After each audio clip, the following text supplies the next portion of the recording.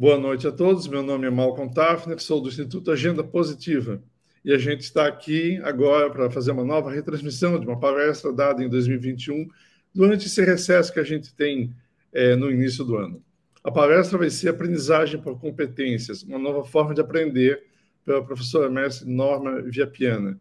É uma excelente palestra, é uma professora muito competente e tenho certeza que todos vocês vão gostar muito. No final dessa palestra, a gente volta aqui porque aí a gente vai passar instruções para vocês sobre a emissão do certificado de hoje. Então, é isso aí. Boa palestra a todos. Então, nosso tema, aprendizagem por competências, uma nova forma de aprender. O que teremos de novo nessa temática, né? O que nos espera, o que podemos refletir sobre aprendizagem por competências, né? Um tema que já vem sendo amplamente discutido, principalmente no ensino superior no Brasil, mas que sempre tem espaços, possibilidades da gente fazer novas reflexões e buscar aprofundar uma temática como esta. Pode passar o slide. Então, por que esse tema se tornou tão importante nos últimos anos, né? Sabemos que não é uma discussão tão nova, né? Do ponto de vista dos teóricos da educação, a nível mais amplo, a nível de história da educação, pensar em desenvolver competências no processo educacional marca da década de 1920, né? Portanto, há praticamente um século que se debate essa temática. No Brasil, ela não é tão antiga assim a discussão, mas na literatura pedagógica esse é um tema já bastante discutido e bastante aprofundado. E por que será que ele se tornou tão importante, principalmente nos dias atuais? Próximo. A gente vive hoje uma época de muitas transformações, né? Transformações em todos os setores da vida humana, da vida social, da vida econômica. E na educação, nós vivemos, desde o início do ano passado, transformações inesperadas e transformações que se imaginava acontecessem daqui a uma década. Em um ano, nós nos vimos plenamente envolvidos e modificando toda a nossa prática profissional. Então, são transformações muito diversas que estão acontecendo na educação, mas não só. Próximo slide. Por exemplo, né, quem imaginaria há uma década que um software iria criar uma disrupção tão significativa, provocar uma discussão tão grande e uma modificação tão significativa na forma de locomoção humana quanto a Uber promoveu ao se apresentar, ao trazer uma nova forma de se relacionar com as pessoas e de promover a locomoção das pessoas. Então, assim, transformações inesperadas mudam significativamente a vida das pessoas. E vivemos uma época em que essas questões acontecem o tempo todo e em todas as esferas da nossa vida. O próximo. E na educação, né? O que se passa? Quais são as transformações que nós estamos vivendo na educação? O Uber é apenas um exemplo. Existem múltiplos outros que modificaram a nossa forma de viver, a nossa forma de nos relacionar com as pessoas, no nosso ambiente de trabalho. O home office está mostrando hoje que é possível trabalhar na própria casa da gente, que é possível produzir, que é possível entregar resultados em tempos iguais ou até melhores do que se entregaria se estivéssemos em nossos ambientes efetivos de trabalho. Mas a educação, o que temos de mudança na educação? né? A gente está percebendo que existem muitas outras formas de se aprender e de se ensinar que estão presentes no nosso dia a dia, nas nossas salas de aula e que estão modificando significativamente o nosso modo de ser professor, o jeito como fazemos a educação, a forma como nos relacionamos com os nossos estudantes, a forma como o conhecimento científico é disponibilizado nas mais diferentes disciplinas, projetos, atividades, enfim, e nas situações todas de sala de aula do dia a dia. Há muita mudança. Então, a gente pode ver, assim, em muitos espaços, a substituição de recursos, como livros, cadernos, por recursos de tecnologia, por computadores, com muito mais eficácia, com muito mais resultado positivo em termos de aprendizagem e de registros, né? Então, temos modificações significativas. E a discussão sobre competências é uma das grandes diferenciações e é uma forma de imprimir mudanças profundas no modo de ensinar e no modo de aprender. Próximo. Hoje, nós temos formas de aprender e espaços para aprender os mais diversificados possíveis. Aqui é um exemplo. A Khan Academy, quem tiver muita motivação e gostar muito de matemática, pode estudar muito de matemática através deste portal. É totalmente gratuito. E tem uma missão muito interessante, que é fornecer educação de alta qualidade para quem tiver interesse em qualquer lugar. Então, a gente tem hoje recursos para acessar conhecimento que não tínhamos há uma década, 20 anos, muito menos há 30 ou 40 anos atrás. O meu tempo de graduação, a gente acessava o conhecimento pelas aulas dos professores e através dos livros da biblioteca da faculdade, que nem sempre existiam em quantidade suficiente para o número de alunos. Então, havia uma limitação, uma dificuldade muito grande. E aí até se entendia e se justificavam aquelas metodologias de ensino mais tradicionais, aquelas aulas expositivas intermináveis, e com o professor comunicando uma grande quantidade de conteúdos a cada aula, porque eram poucos os recursos através dos quais era possível acessar o conhecimento. Mas hoje temos muitas outras possibilidades. Vou apenas mostrar alguns exemplos. A Khan Academy é um.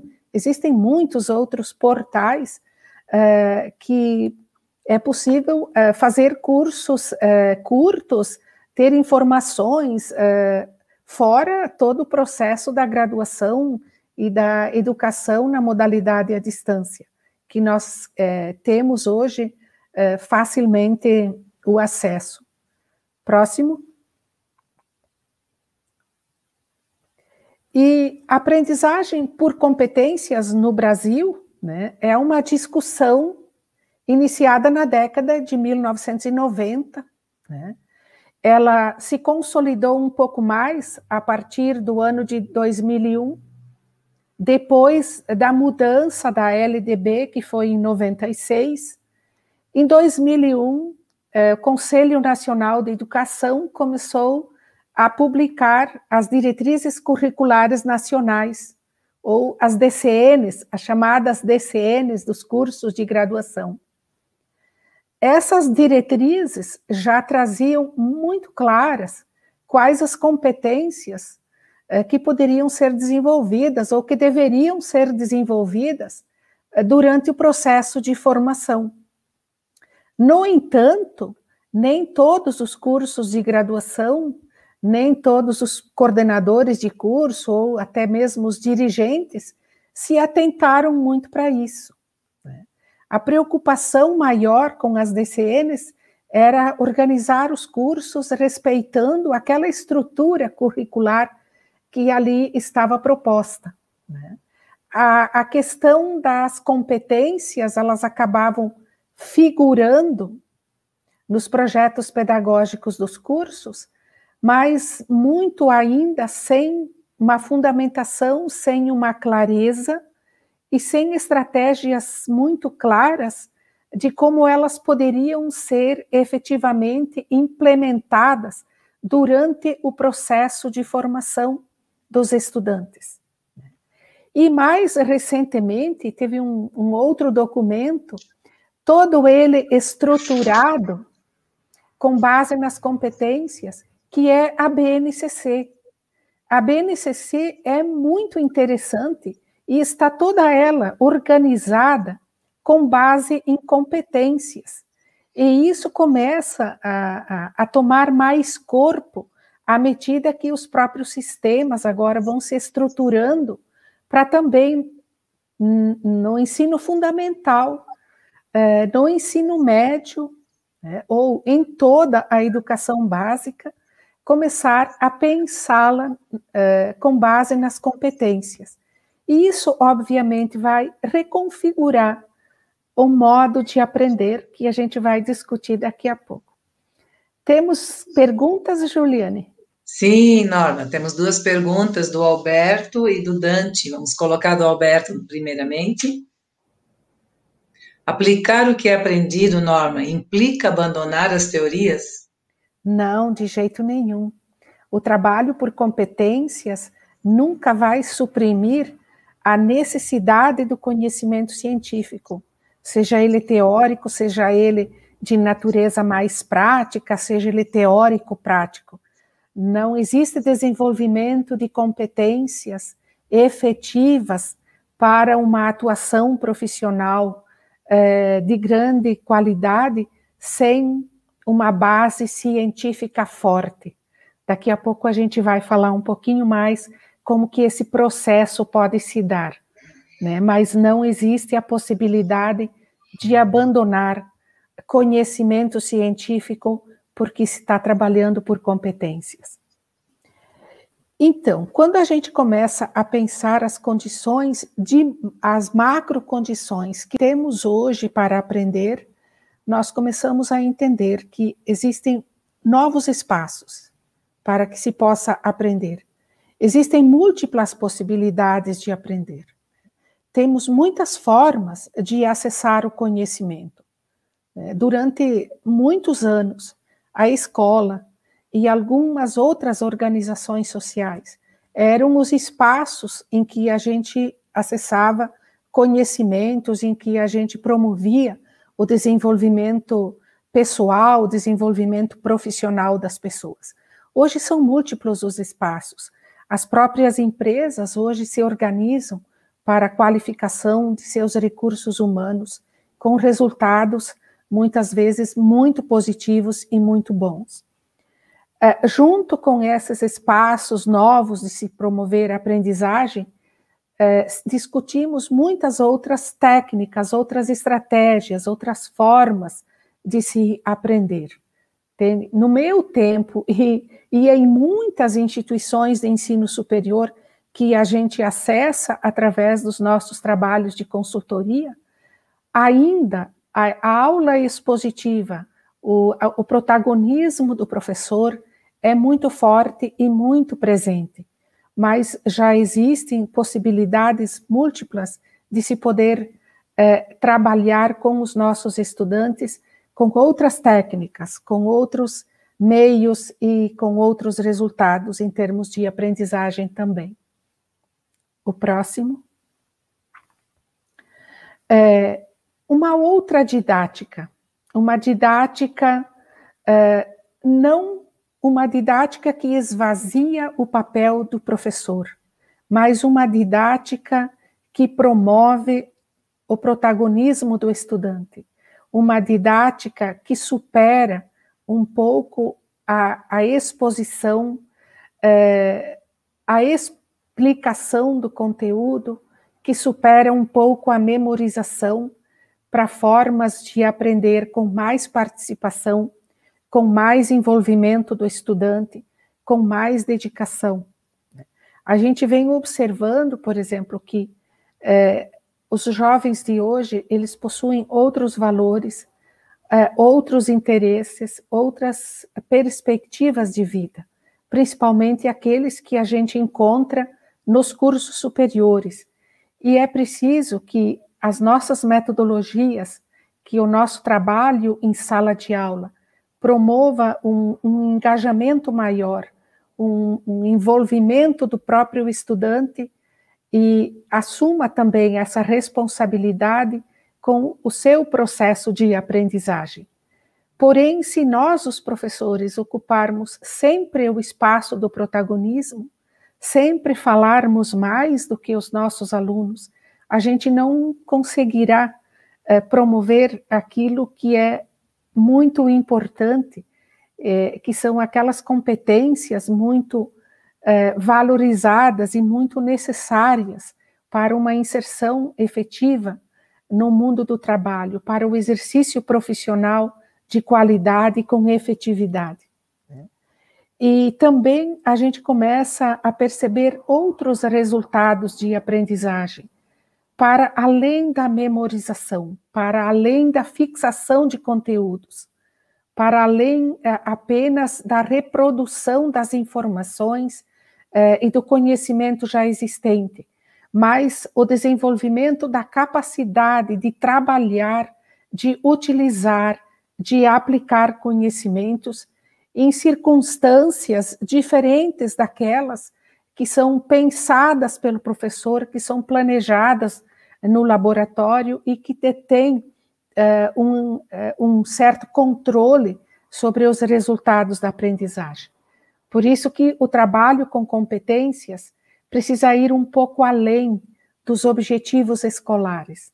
Os objetivos, normalmente, são pensados e organizados para resultados fortemente atrelados à vida escolar, à vida acadêmica.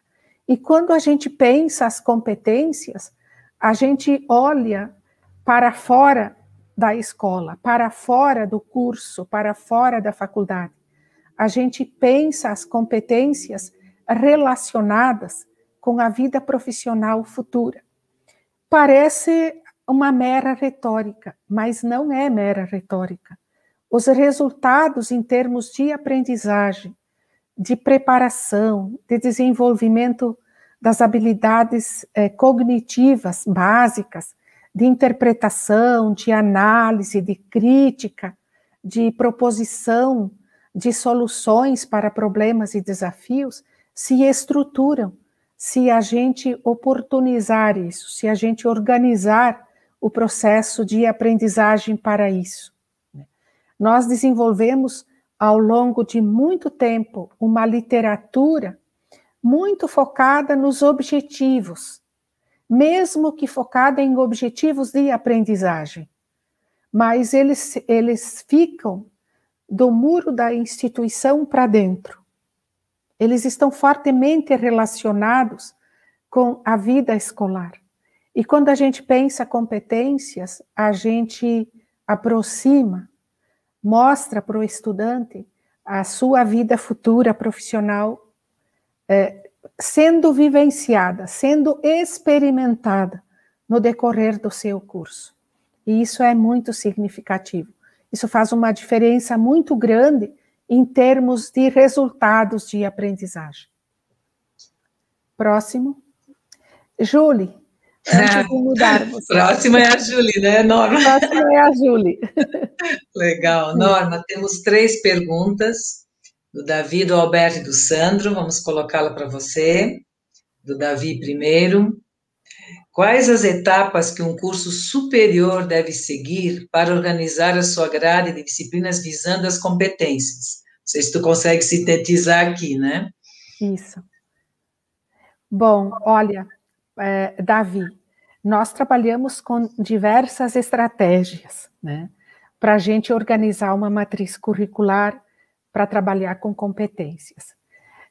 Eu tenho a seguinte experiência nas vivências de consultoria. Se a gente não mexer na ordem da matriz curricular, efetivamente, é muito difícil estruturar um modelo acadêmico baseado em competências.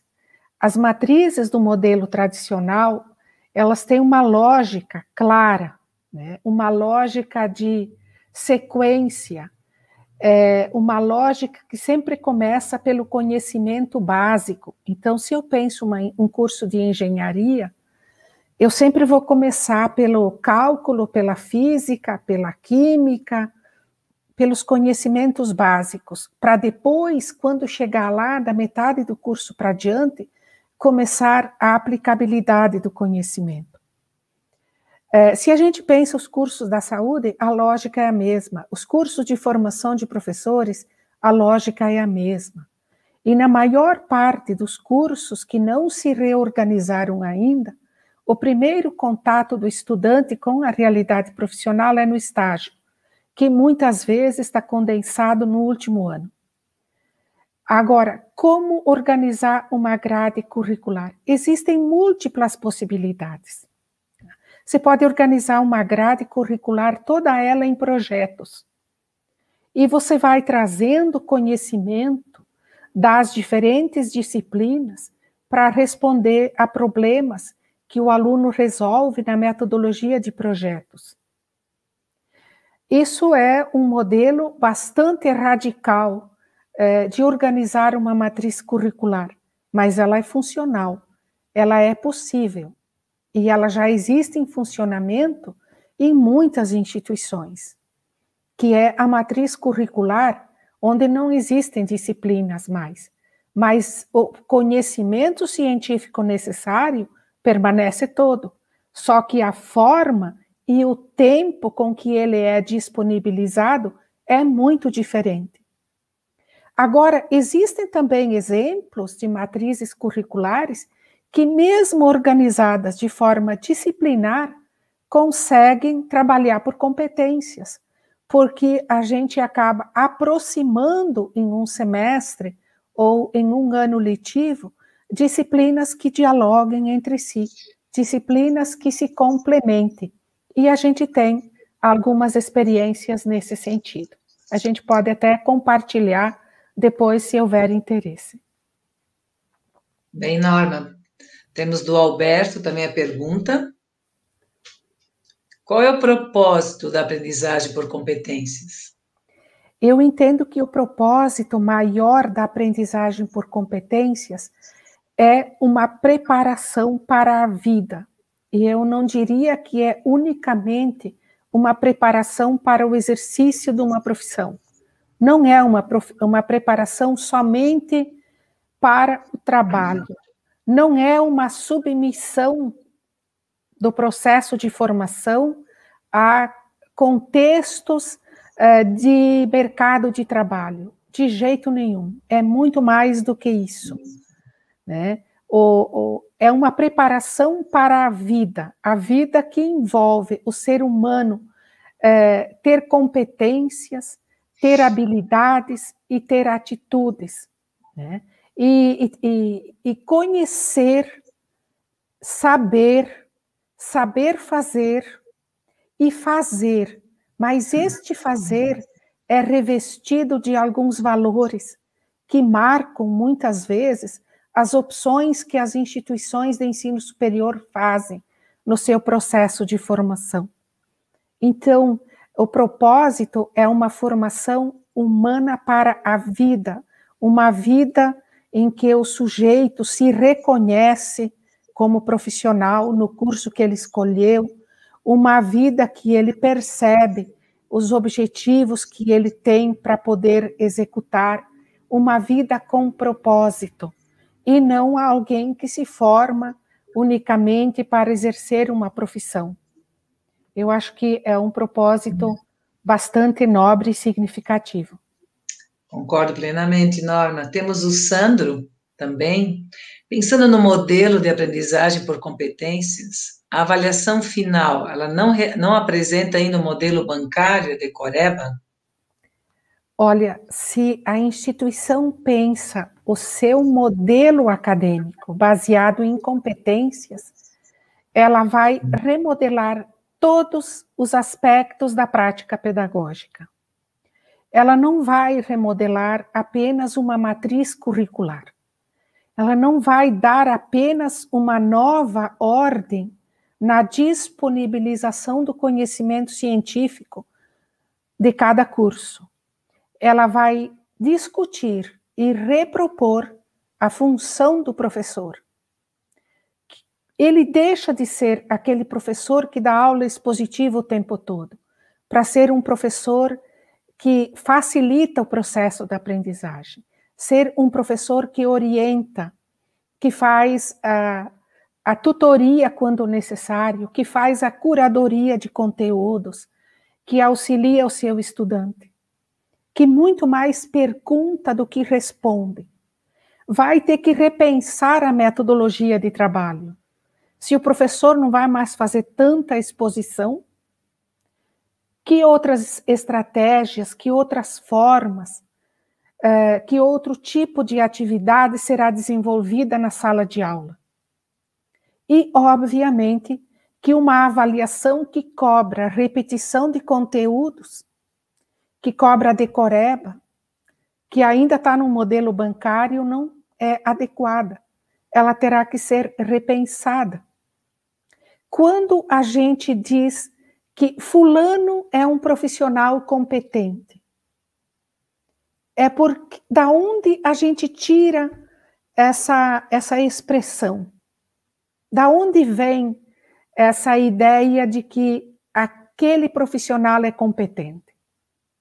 É porque a gente recebeu um trabalho dele muito bem feito, porque a gente consegue acompanhar o resultado do seu trabalho e o resultado é muito positivo, o resultado é muito bom.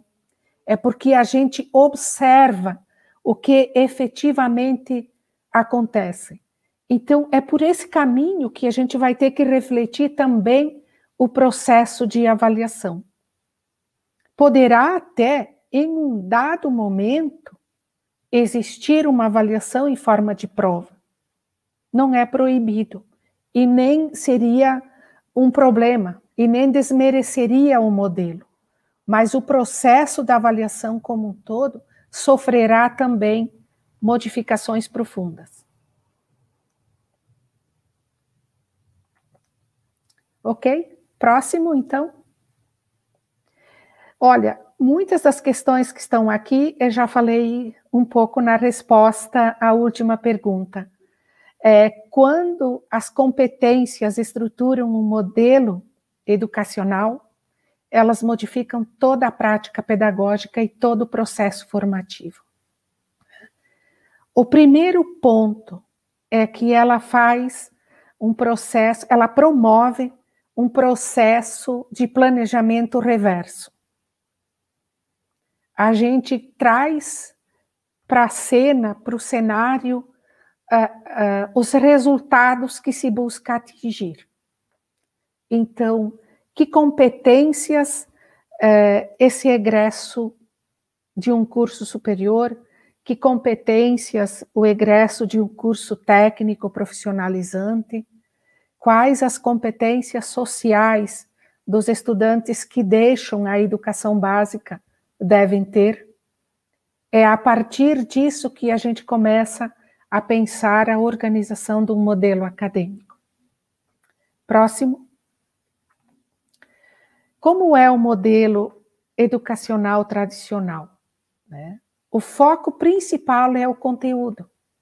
É em torno dele que gira todo o processo formativo. É em torno do conteúdo que se estrutura uma prática pedagógica, cujo foco principal é o ensino. Então, a gente tem um professor atuando, a gente tem alunos, tem uma metodologia, tem uma forma de dispor o conteúdo, normalmente em disciplinas, numa matriz curricular, que tem uma lógica muito clara, né? Mas cujo foco principal é o ensino. E quanto mais conteúdo nós ensinarmos, melhor o curso parece ser quando a gente pensa um modelo educacional tradicional, né? Próximo slide. Qual é a lógica desse modelo? A lógica desse modelo é que durante a formação a gente estuda para aplicar depois de formado no exercício profissional. Então, é estudar, absorver conhecimento e depois aplicar no exercício da profissão depois de formado. E aí a gente encontra uma série de críticas feitas pelos mais diferentes setores da sociedade. Eu conversava recentemente com uma diretora de escola de ensino fundamental 2, do 6º ao 9º ano, e ela dizia para mim, eu recebo aqui as alunas que passaram no concurso, recém-formadas no curso de letras, e elas não conseguem ensinar português para as crianças do 6º ano. Mas elas estudaram tudo de linguística, de literatura, de teoria literária, da gramática mais avançada. Mas elas têm algumas dificuldades na hora de ensinar português para os nossos estudantes do ensino fundamental. Eu ouvi também, não faz muito tempo, do proprietário de uma grande engenharia, de uma grande construtora, em que ele dizia assim, eu contrato um engenheiro recém-formado e ele demora 3 anos para se tornar engenheiro. Se isso acontece lá no campo profissional, algum problema aconteceu no processo de formação. Esse jovem estudou tudo, conheceu todas as teorias, estudou muito de cálculo, ralou muito para ser aprovado em cálculo, né? Porque é complicado, é a área que mais reprova a gente no ensino superior, né? Se formou engenheiro e agora precisa de mais um tempo para ele poder executar essa profissão no nível de um engenheiro. Isso tem que nos fazer pensar enquanto profissionais do ensino superior. Precisa nos fazer pensar. E dentro desta lógica, a gente tem uma prática pedagógica que se consagrou ao longo do tempo no ensino superior no Brasil, né? De muita exposição, de demonstrar aprendizagem através da fixação de conteúdos, né? De fazer práticas simuladas, não que a simulação não ensine, ela ensina, com certeza, mas a prática real, aquela em que a gente aproxima o estudante da vida real, né, ao invés dele analisar e trabalhar com uma prática simulada, sempre que possível ele trabalhar com uma prática real, faz muita diferença, né? Conhecimento, compreensão de conteúdos, né? Fixação, protagonismo do professor, conteúdo pelo conteúdo. Eu assisti uma aula de pós-graduação, não faz um mês, em que uma professora perguntou para a professora que estava dando aula na pós-graduação, como fazer para engajar os estudantes no processo de aprendizagem da química? Que química é uma disciplina um tanto quanto pesada, complexa, grande, né, de ser aprendida.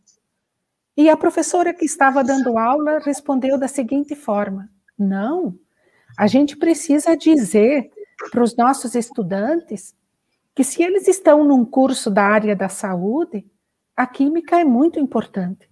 Ele precisa se esforçar para aprender química. Ora bolas, gente.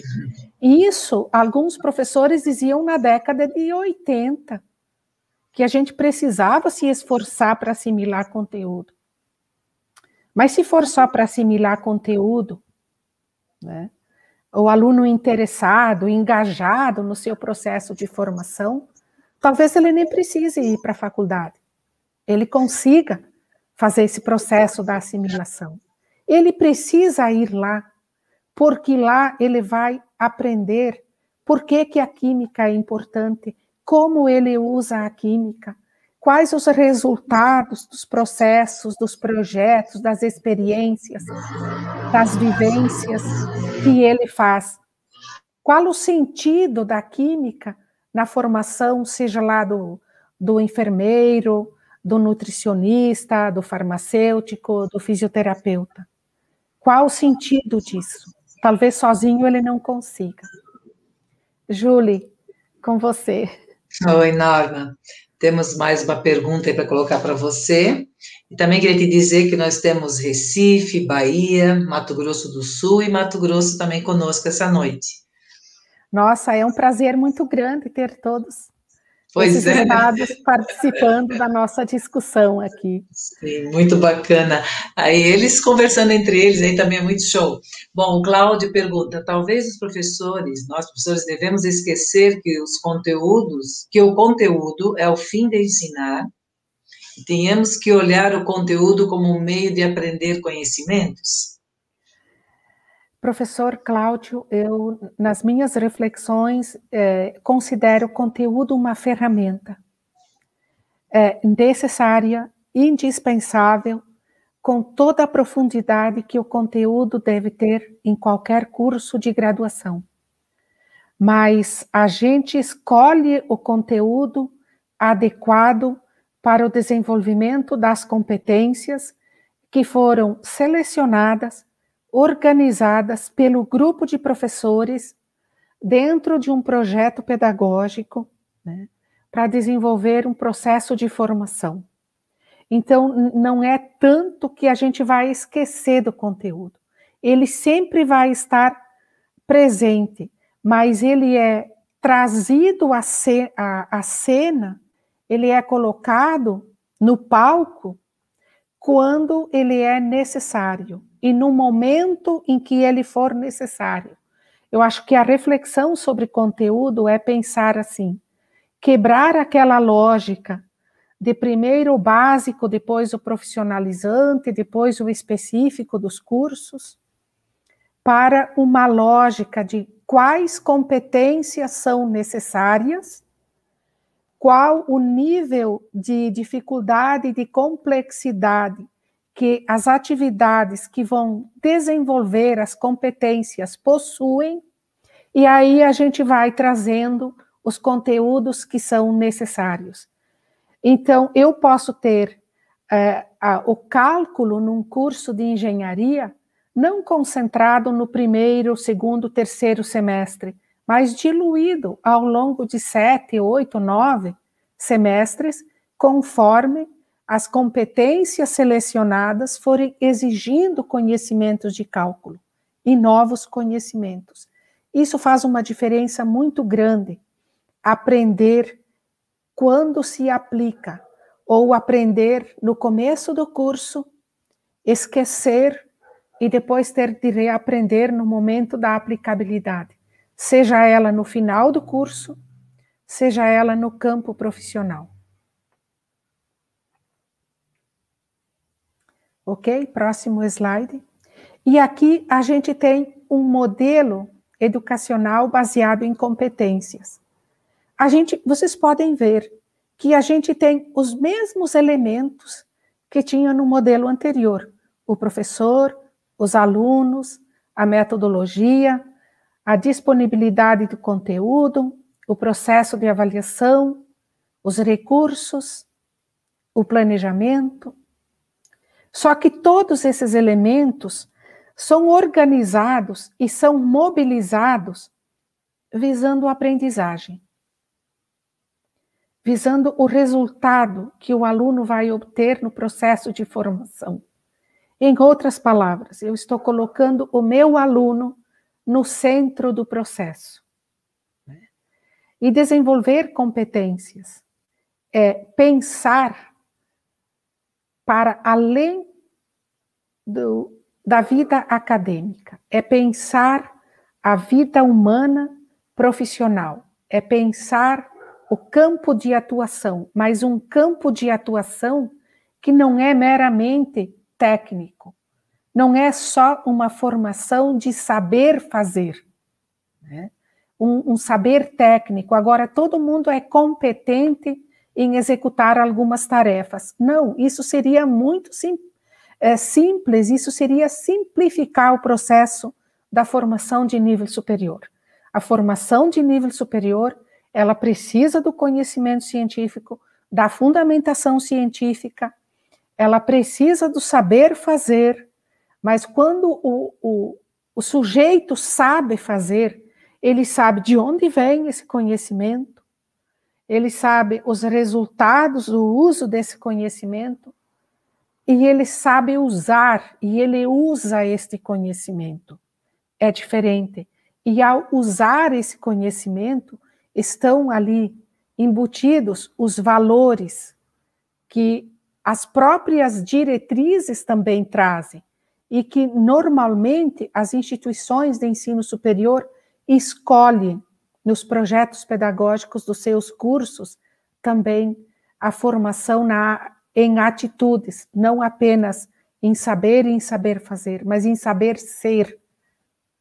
Então, é nesse sentido que esse conjunto de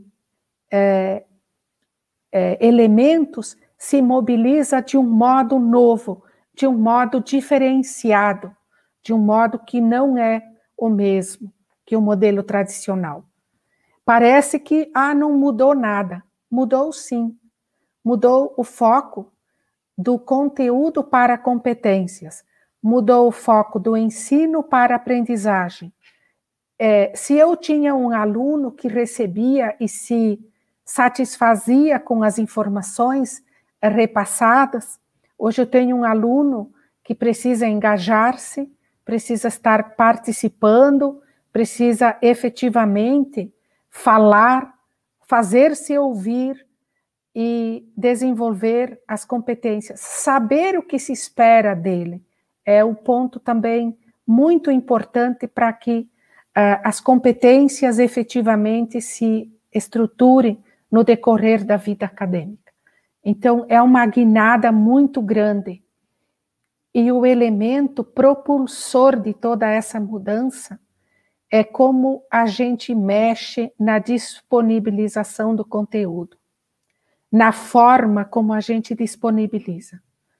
É muito difícil a gente estruturar um modelo baseado em competências se a gente mantiver uma matriz curricular bem disciplinar, numa sequência do fácil para o difícil, do simples para o complexo, e toda ela segmentada.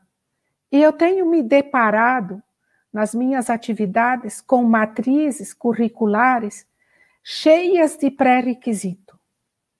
Não existe nenhuma disciplina, talvez as disciplinas do primeiro semestre, quando o aluno chega no curso, elas não têm pré-requisitos, as demais têm. Esse é um modelo muito difícil de se pensar o desenvolvimento de competências. O modelo de competências exige dos professores um outro modo de ser professor no ensino superior, na relação com seus alunos, na relação com o conhecimento e no trabalho integrado, coletivo, em conjunto com seus pares.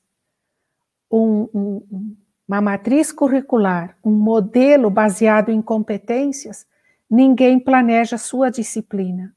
O grupo de professores planeja junto todas aquelas atividades que acontecem naquele semestre, naquela situação, naquele momento. Então, não existe mais a possibilidade de trabalhar individualmente. Próximo. E aqui a gente tem uma lógica que também já falamos bastante sobre ela nas respostas às perguntas e ao fazer a diferenciação, né? Podemos ir para o próximo. E aqui tem uma lógica também, que de uma certa forma eu já tangenciei nas falas e nas respostas às questões. A lógica da formação versus a lógica da profissão, né? Então, elas são muito diferentes. E o nosso aluno precisa não apenas sair do curso superior com a lógica da formação, mas com a lógica de como ele vai vivenciar essa profissão. Então, essa aproximação entre formação e profissão é fundamental que isso aconteça. A profissão é sempre interdisciplinar. Os desafios da nossa vida cotidiana são multidisciplinares.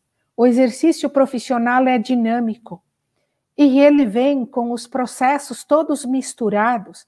Não existe hoje o problema dessa natureza, amanhã o problema é relacionado com a matemática, depois o problema é relacionado com a química. Não, o problema mistura tudo isso no dia a dia, né? E exige que a gente saiba resolver o desafio que tem múltiplas facetas, que tem múltiplas questões envolvidas, né? E que exigem habilidades, conhecimentos, discernimentos diferenciados.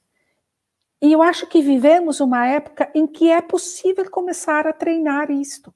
Por que não? Próximo. Né? Já falamos também sobre isso, o elemento central, o desafio de disponibilizar o conhecimento de modo não disciplinar. É um desafio duro no ensino superior, porque nós fomos formados e pensamos dentro deste modelo. Próximo.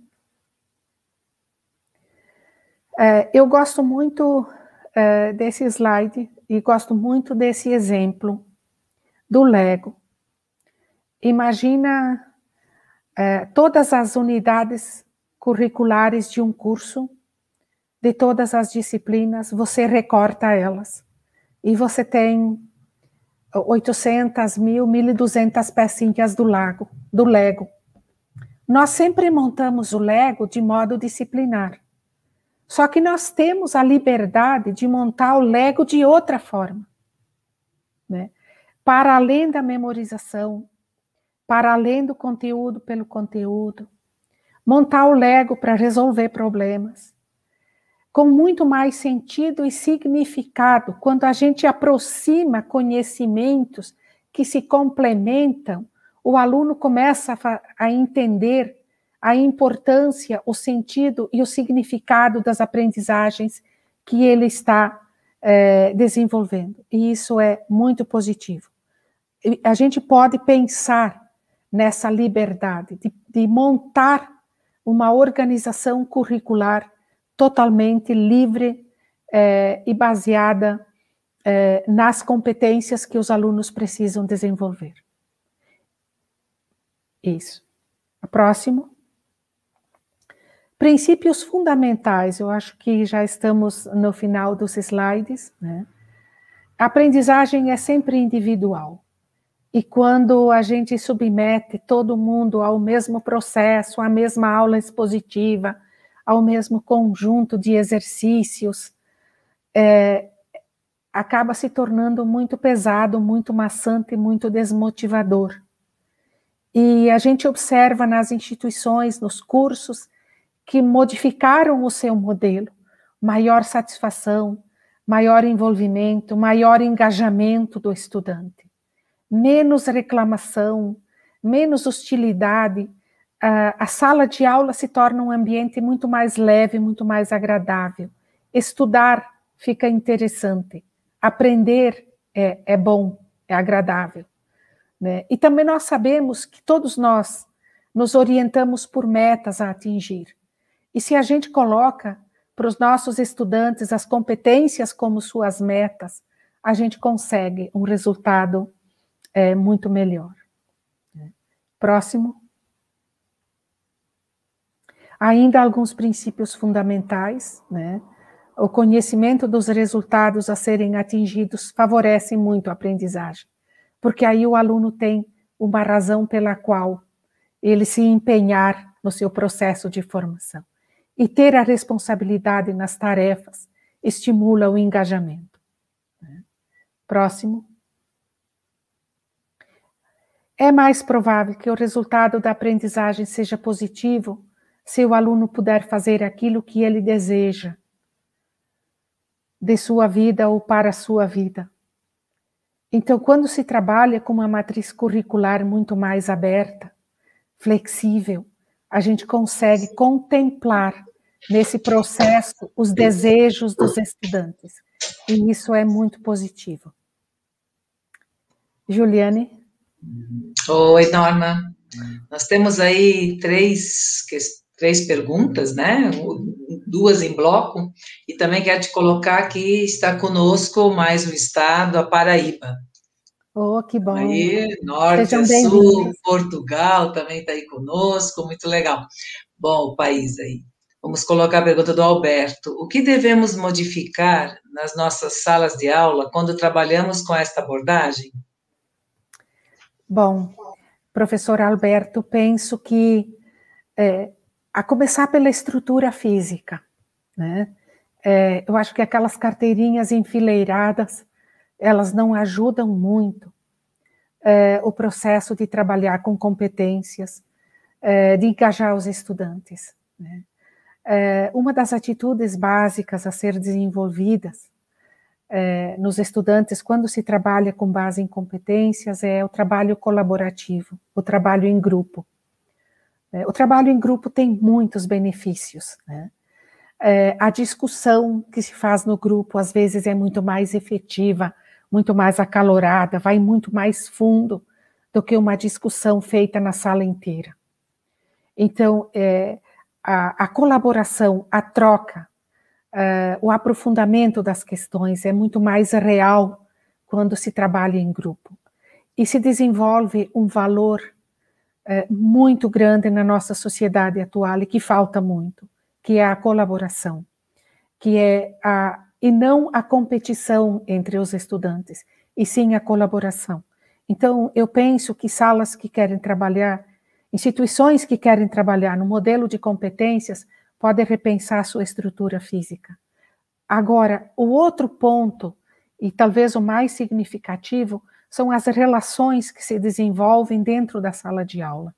O professor, ao preparar sua aula, ao invés de preparar uma exposição, ao preparar a comunicação sobre um conteúdo, ele pode preparar as atividades que promovam o estudo, o debate, a pesquisa, a elaboração do estudante.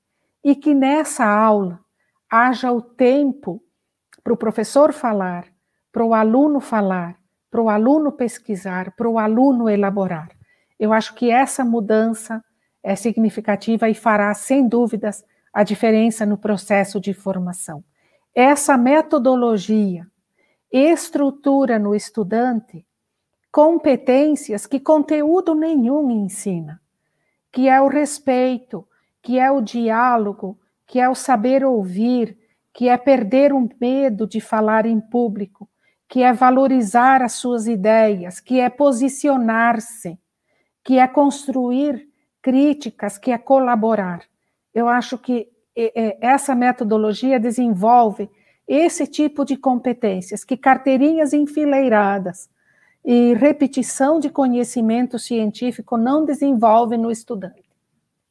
Norma. Ok? Oi, Norma. Acho que agora estás me ouvindo, né? Sim. Acho que já tinhas terminado, era o teu último slide? Já. Era meu último slide. Temos ainda perguntas, mas por causa do horário a gente vai, né, parar aqui. E eu queria ver com você, se você quer deixar para o pessoal aí todo, né, desse Brasil imenso e Portugal, de outro país aí conosco nessa noite, se queres deixar para a gente mais alguma mensagem nesse momento, antes de dizer boa noite. Isso, eu diria que a experiência que eu vivenciei de perto na Uniamérica, mas não só na Uniamérica, em outras instituições também, de reestruturar projetos pedagógicos que possibilitam o desenvolvimento de competências. Esses professores, esses dirigentes, esses estudantes estão tendo resultados diferentes de aprendizagem. E há, ao mesmo tempo, muito mais satisfação, muito mais engajamento, tanto de professores como de estudantes, porque se percebe um sentido maior naquilo que se aprende. E que pedagogia das competências é uma pedagogia que precisa fazer o aluno trabalhar muito mais, dedicar-se muito mais do que um modelo tradicional que ele vai para a aula para ouvir a aula expositiva do professor e fazer uma prova e tirar uma nota 7. Então, gera um resultado muito mais interessante. Norma. Tem gente que teve a experiência aqui, a gente sabe muito bem o que significa. Porque sim, eu trabalhei numa universidade que era, né, conteudista, e era sempre professor que falava, e aqui tive essa experiência diferente e fantástica. A gente aprende demais com os alunos, e eles aprendem muito, e o mais rico é que já estão vinculados à sociedade. Isso. Então, é a universidade que está indo à comunidade. E algumas pessoas da comunidade estão indo dentro da universidade fazer todo o trabalho junto com os alunos. Isso é fantástico. Essa integração universidade e sociedade é fundamental. A gente discute na academia há séculos a integração ensino, pesquisa, extensão, assim como a gente discute a interdisciplinaridade. Agora, enquanto cada professor ficar na sua caixinha, na sua disciplina, se preocupar apenas com isso, não vai ter interdisciplinaridade. E a gente percebe que esse modelo de competências promove minimamente essa integração ensino, pesquisa, extensão, assim como tem uma visão interdisciplinar do processo de formação. E se a gente aproveitar essa energia toda dos estudantes para, através dos seus projetos, a gente contribuir com o desenvolvimento da sociedade, a gente tem na mão algo muito inovador. Bom, pessoal, espero que tenham curtido a palestra da professora Norma. Falei que era boa palestra e tenho certeza que vocês gostaram também. A gente vai ter, então, na próxima retransmissão, dia 18 de janeiro, a palestra com a professora Daniela Minuccelli. Ela é extremamente comunicativa, tenho certeza que vocês vão gostar muito.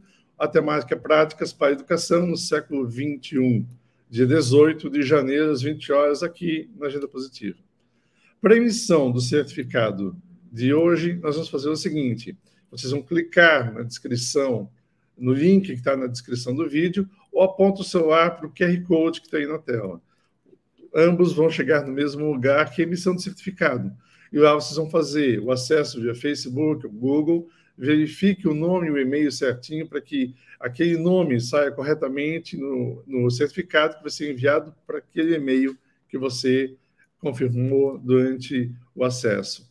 O código de hoje é 3337, vou repetir, 3337, e aí você aperta no botão gerar certificado. O certificado vai ser gerado e enviado com aquele nome para aquele e-mail.